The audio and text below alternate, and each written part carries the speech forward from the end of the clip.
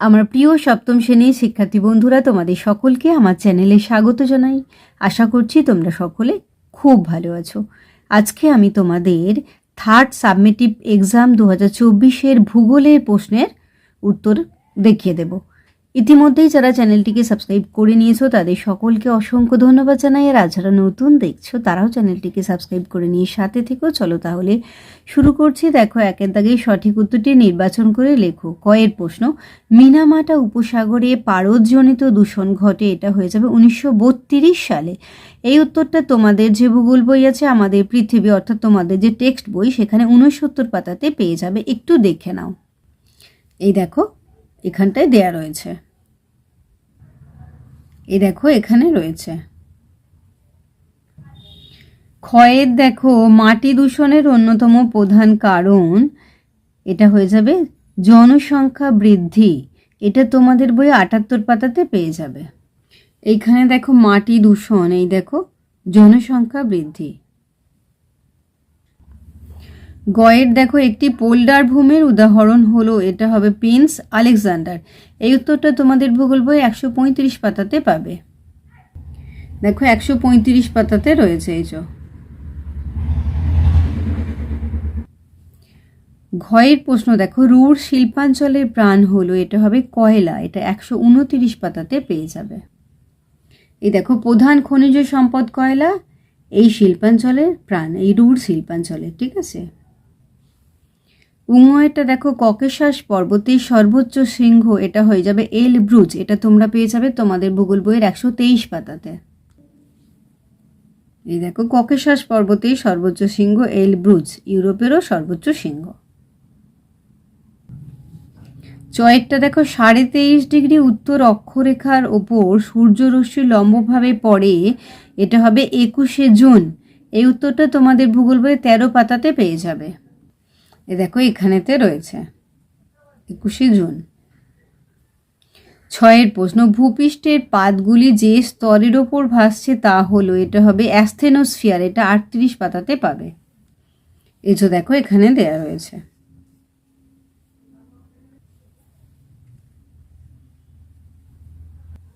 বর্গীর জয়েরটা দেখো, বদ্বীপ নদীর, এটা হবে নিম্ন প্রবাহে দেখা যায়। এটা 57 পাতায় পাবে। এই দেখো, নদীর নিম্ন প্রবাহ, আর এখানেতেই দেখো এই যে বদ্বীপ। হাতালুর ঝয়েতে দেখো, ফ্লুরোসিস রোগটি হয়, এটা হবে ফ্লুরাইড দূষণের ফলে ঘটে। এটা 70 পাতায় পাবে। এই দেখো রয়েছে। ইংয়টা দেখো, ছোট ছোট জলাধার যুক্ত হয়ে তৈরি হয় একটি, এটা হবে প্রধান নদী। এইবার আমরা চলে যাই। দেখো, 2-এর দাগে শূন্যস্থান পূরণ করো। কয়টা দেখো, নদীর আঁকা বাঁকা নদী পথকে এখানে শূন্যস্থান লিখবে মিয়েন্ডার বলা হয়। এটা 55 পাতাতে পেয়ে যাবে। এই যে দেখো, এখানে রয়েছে। ক্ষয়টা দেখো, অধিবর্ষে ফেব্রুয়ারি মাসের দিন সংখ্যা হয় 29। এটা 7 পাতায় পেয়ে যাবে। এই যে দেখো, এখানটায় রয়েছে।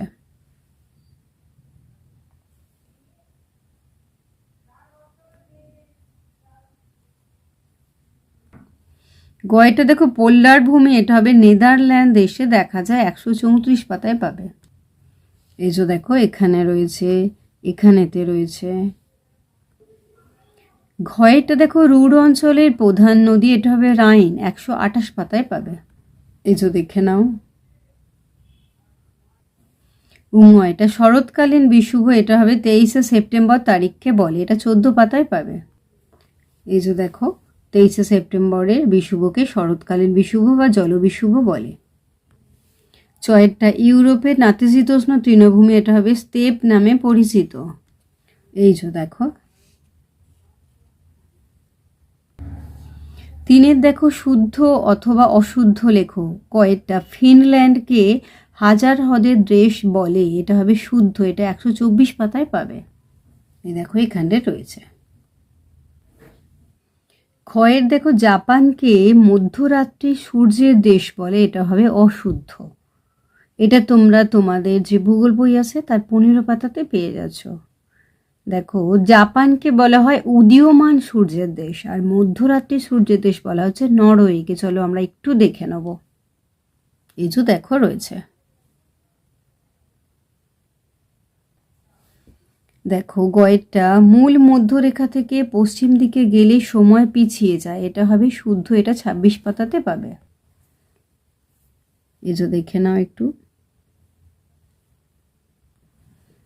ঘয়েরটা দেখো পোল্ডার ভূমি নেদারল্যান্ডে দেখা যায়, এটা হবে শুদ্ধ, 134 পাতাতে পাবে। এই দেখো নেদারল্যান্ড, এই যে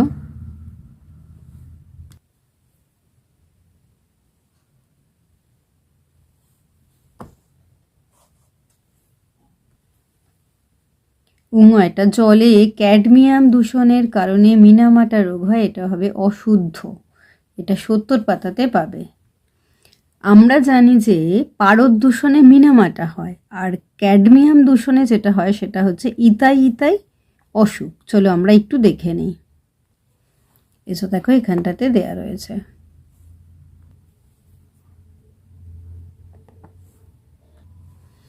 এটা দেখো মোহনা অঞ্চলে প্রবল স্রোত, সমুদ্র স্রোত বদ্বীপ সৃষ্টিতে বাধা দেয়, এটা হবে শুদ্ধ, 57 পাতায় পেয়ে যাবে। এই দেখো এখানে রয়েছে। আচ্ছা, এরপরে 4 দেখো কস্তম্ভের সাথে খস্তম্ভ মিলিয়ে লেখো, কস্তম্ভ আর খস্তম্ভ। কয়ের দেখো অন্তর্বাহিনী নদী, এটা হয়ে যাবে লুনি, এটা 50 পাতাতে পেয়ে যাবে। এই দেখো অন্তর্বাহিনী নদী, ভারতের লুনি, রাশিয়ার আমুদরিয়া। পরেরটা দেখো রবি মার্গ, এইটা উত্তর হয়ে যাবে সূর্যের বার্ষিক আপাত গতি, এটা 11 পাতায় পাবে। এই যে দেখো বার্ষিক আপাতগতি বা রবিমার্গ, সূর্যের বার্ষিক আপাতগতি বা রবিমার্গ। গয়ের দেখো পারদ, এটা হয়ে যাবে মিনামাটা, 70 পাতায় পেয়ে যাবে। এই দেখো ঘয়েরটা হচ্ছে বায়ুর চাপ, বায়ুর চাপটা হয়ে যাবে মিলিবার একক, এটা হয়ে যাবে 31 পাতাতে রয়েছে। এই যে দেখো বায়ুর চাপ মাপা হয় মিলিবার এককে। এটা দেখো বৃক্ষচ্ছেদন, এটা হয়ে যাবে মৃত্তিকা ক্ষয়, এটা 78 পাতায় পেয়ে যাবে। এই যে দেখো দেখো মকর সংক্রান্তি, এটা হয়ে যাবে 22শে ডিসেম্বর, এটা পেয়ে যাবে 14 পাতায়। এই দেখো মকর সংক্রান্তি 22শে ডিসেম্বর। 5 দাগের দেখো পূর্ণ বাক্যে উত্তর দাও, কয়েকটা কোন তারিখে সূর্য থেকে পৃথিবীর দূরত্ব সবচেয়ে বেশি হয়, এটা হবে 4 জুলাই। এই উত্তরটা চলো একটু দেখে নিই, তোমাদের বইয়ের 5 পাতাতে রয়েছে। এই দেখো 4 জুলাই সূর্য থেকে পৃথিবীর দূরত্ব সবচেয়ে বেশি হয়, আর 15,20,00,000 কিমি, একে বলা হচ্ছে পৃথিবীর অপসূর অবস্থান। ইউরোপের কোন বন্দরকে পুনঃরপ্তানি বন্দর বলা হয়, এটা হবে লন্ডন, এটা 133 পাতায় পাবে। এই যে দেখো এটা দেখো নিম্ন গতিতে নদীর প্রধান কাজ কি, এটা হবে সঞ্চয়, 57 পাতায় পেয়ে যাবে। এই দেখো নদীর নিম্ন প্রবাহ, আর এখানে দেখো নদীর মূল কাজ হলো সঞ্চয়। ঘয়েরটা হচ্ছে ব্ল্যাক ফুড রোগ কি কারণে হয়, এটা হবে আর্সেনিক দূষণের জন্য। এই আর্সেনিক দূষণের জন্য এটা পেয়ে যাচ্ছে 70 পাতাতে। এই যে দেখে নাও।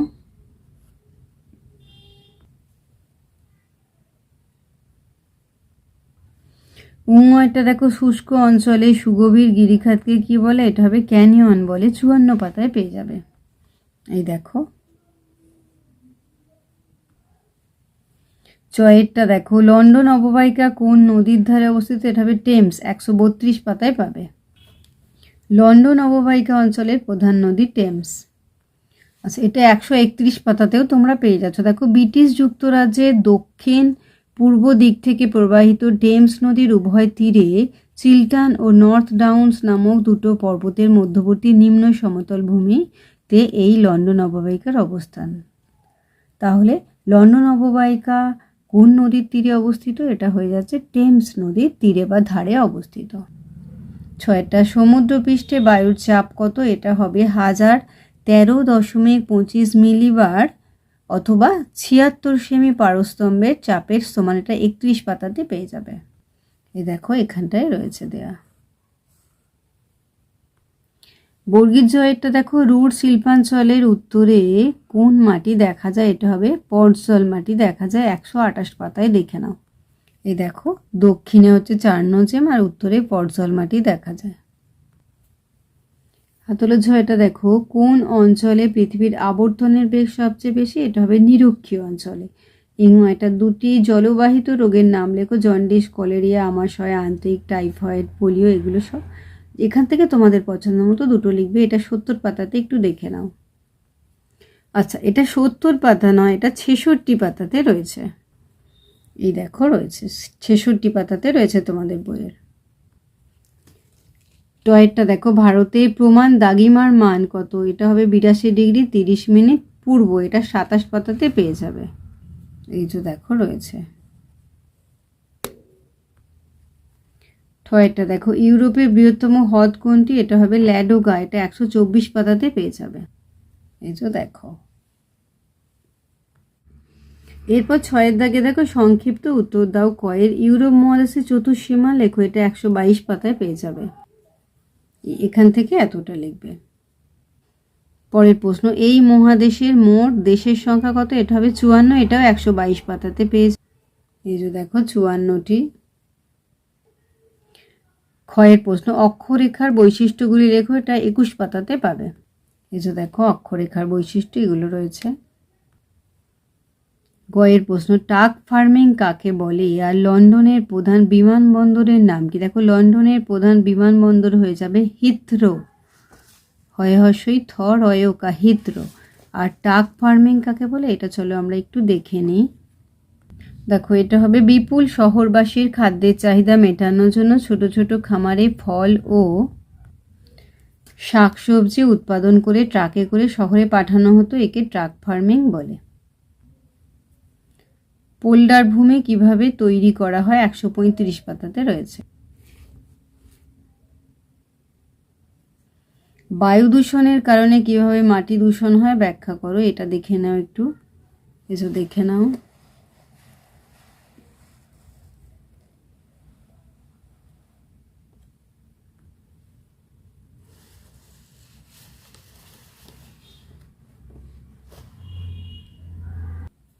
চয়েরটা দেখো, জল বিশুদ্ধকরণের ৩টি পদ্ধতি আলোচনা করো, ৭২ পাতায় দেখো। এই যে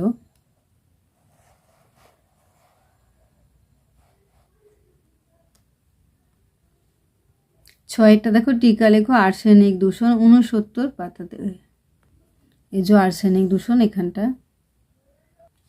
আচ্ছা, বর্গীর জয়ের টিকা লেখো, ভূমধ্যসাগরীয় আলোকস্তম্ভ, ১২৪ পাতায় দেখো। এই যে এখানে রয়েছে ভূমধ্যসাগরীয় আলোকস্তম্ভ। এই যে আচ্ছা, এটা আমি তোমাদের একটু প্রান্তিক প্রকাশনের বই থেকে দেখিয়ে দিচ্ছি, এটা দেখে নাও একটু।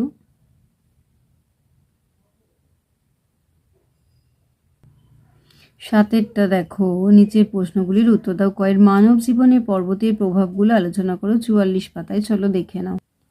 এই যে দেখে নাও পর্বতের প্রভাব।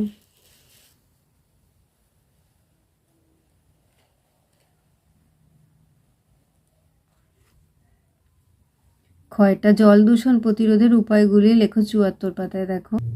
এই দেখো জল দূষণ প্রতিরোধের উপায়গুলি।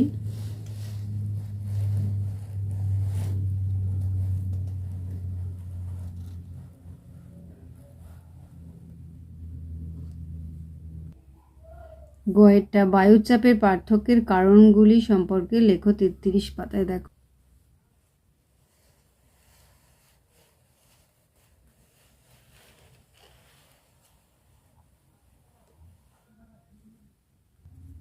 ঘয়েরটা রুর শিল্পাঞ্চলের খনিজ সম্পদ সম্পর্কে লেখো, এটা ১২৯ পাতায়। চলো দেখে নাও।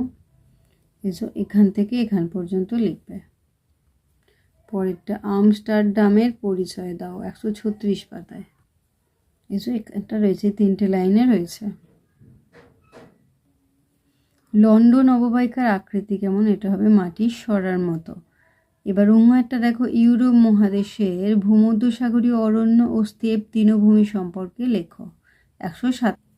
এই যে ভূমধ্যসাগরীয় অরণ্য, আর এই দেখো স্থির তৃণভূমি।